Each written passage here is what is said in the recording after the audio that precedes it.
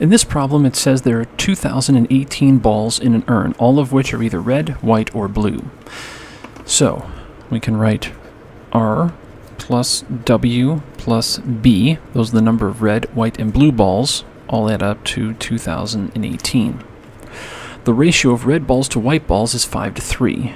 So R over W equals 5 over 3. And there are 182 more white balls than blue balls.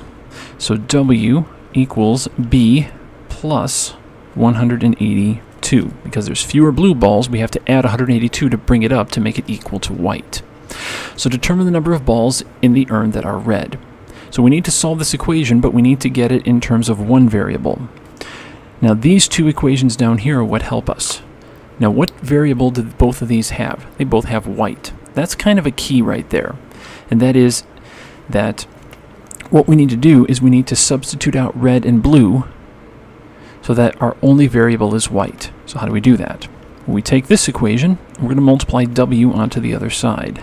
So R equals 5/3 W. So now we can replace red with an expression that is in terms of W. Now we're going to have to do the same thing for B. So to get B by itself, we subtract 182. And so B equals W minus 182. So that means we get 5/3 W plus W, that was already there, plus this expression, W minus 182 equals 2,018. So we're going to combine these expressions. So we can think of this as 3/3 W and think of this as 3/3 W. So that's 11/3 W. Now we add 182 to the other side.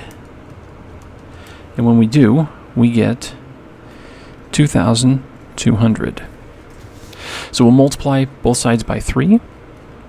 So 11W equals 6,600.